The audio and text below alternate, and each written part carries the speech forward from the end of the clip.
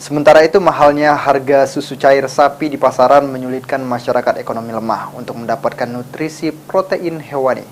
Namun kondisi tersebut dapat diatasi warga Sukajadi dengan mengkonsumsi susu kedelai yang kaya akan protein nabati.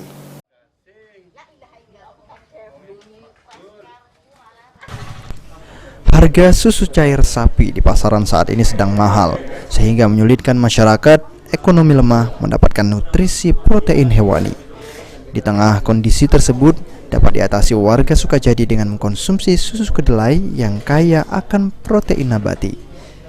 Dalam proses pembuatan susu kedelai segar dilakukan dengan proses pembuatan tahu dari kacang kedelai yang telah dicuci dan direbus, lalu disaring hingga mengeluarkan air berwarna putih pekat menyerupai warna susu sapi cair. Jika produsen tahu ingin langsung menjual susu kedelai, maka cair yang nantinya akan cetak menjadi tahu langsung diambil kemudian dikemas. Memiliki khasiat yang baik untuk kesehatan, membuat susu kedelai banyak diminati warga, sehingga menjadi peluang usaha seperti yang dirasakan oleh Samiro. Sudah 3 tahun.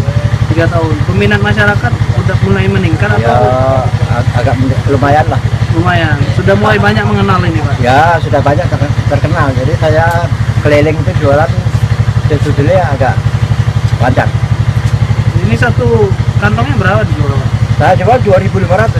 2.500. Harga susu kedelai yang hanya Rp2.500 per kantong dirasakan Devri sangat terjangkau, sehingga dirinya pun mengkonsumsinya. Kenapa alasannya?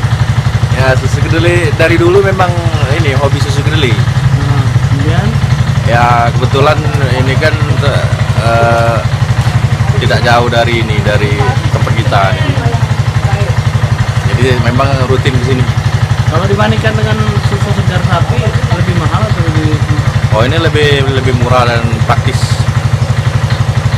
Jadi alternatif, Bapak. alternatif untuk bagi masyarakat. Ayolah, Pak.